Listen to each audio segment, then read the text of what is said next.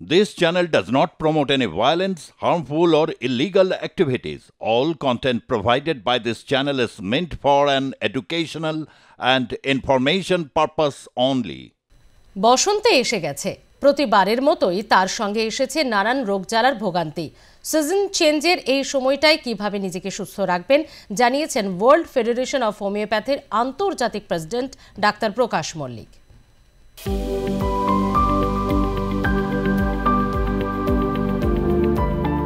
বসন্ত মানেই বিভিন্ন রোগের প্রাদুর্ভাব, আর সেই রোগ হলে আপনি কিভাবে নিরাময় পাবেন, কিভাবে বা বেশ কিছু চিরাচরিত রোগ থেকে দূরে থাকবেন, কি বলছে হোমিওপ্যাথি চিকিৎসা পদ্ধতি?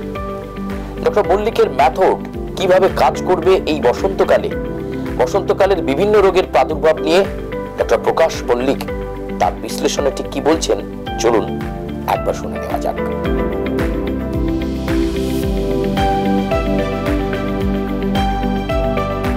এই সময় কিন্তু সর্দি, কাশি, জ্বর, আর যেটা সব থেকে প্রবল ভাবে আসে সেটা হচ্ছে হাম বা পক্স। যদিও এখন পক্স, স্মল পক্স হয় না, এখন চিকেন পক্স। এবং সেই পক্সের ক্ষেত্রে কিন্তু আমাদের হোমিওপ্যাথি চিকিৎসা আছে, এবং আমরা জানেন এটা চিরাচরিত প্রথার মতো হয়ে গেছে। যদি পক্স হয় তখন যদি ভেরিলিনাম বা ম্যালেন্ডিনাম বলে ওষুধ আছে, সেটা যদি খান অনেক সময় কিন্তু তার যে ভয়াবহতাটাকে রক্ষা করে দিতে পারে, অনেক সময় প্রতিরোধও করে দিতে পারে। আর যদি বা হয়ে যায়, এক্ষেত্রে আমার স্যার শিখিয়েছিলেন রাস্টাক্স বলে একটা ওষুধ আছে। এবং আমি যখন গ্রামে ছিলাম আজ থেকে 30 বছর আগে, প্রচুর পক্সের পেশেন্ট পেতাম, একটা ওষুধই দিতাম রাস্টাক্স 200, সেটা দিয়ে পক্স বেরিয়ে যেত। আবার সেই পক্সটা কিন্তু ভালো করার জন্য রাস্টাক্সে পুনঃপ্রয়োগ করলে ভালো হয়ে যেত। কিছু কিছু ক্ষেত্রে কোনো কারণে চুলকে দিলে যেই পক্সটা যদি জলটা বেরিয়ে গিয়ে ঘা হয়ে যেত, সেখানে পালসেটিলার প্রয়োজন হতো। আর সত্যি কথা বলতে কি, এটা একটা ভাইরাল ইনফেকশন, এবং সেই ভাইরাল ইনফেকশন কোনো এলোপ্যাথিক মেডিসিন নেই এখনো পর্যন্ত সারা পৃথিবীতে। সেখানে হোমিওপ্যাথি ওষুধ কিন্তু অনেক বেশি কার্যকরী ভূমিকা নিতে পারে। এক্ষেত্রে পেশেন্ট অনেক দুর্বল হয়ে যায়, সেক্ষেত্রে আমরা চাইনা মাদার টিনচার ব্যবহার করে থাকি। আর লাগানোর জন্য ক্যালেন্ডুলা অয়েন্টমেন্ট বা ক্যালেন্ডুলা মাদার লাগিয়ে আমরা কিন্তু পক্সের দিকে ভালো করতে পারি। আর এই বসন্তকালে যখন শীত চলে যাচ্ছে, তখন গলা ব্যথা, শ্বাসকষ্ট, যাদের বাতের সমস্যা, সেগুলোও কিন্তু নির্দিষ্ট ওষুধ আমাদের কাছে আছে।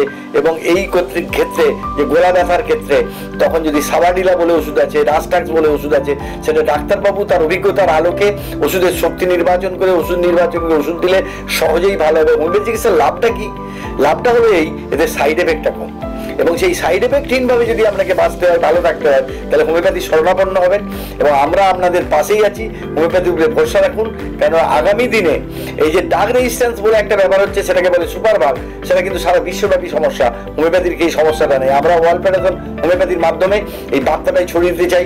আজকে এই বাইটের মাধ্যমে আমি আজকে আর প্লাসের সমস্ত দর্শকদেরকে অভিনন্দন জানাবো, যে এদের কর্তৃপক্ষকে, যে আমাদের সঙ্গে এটা যোগাযোগ করার জন্য। এবং আমি দর্শকদেরকে বলতে চাই যে আপনারা হোমিওপ্যাথিকে সঙ্গে করুন। হোমিওপ্যাথি আপনাকে দীর্ঘ সুস্থ জীবন যাপনের ক্ষেত্রে অনেক সহযোগিতা করবে।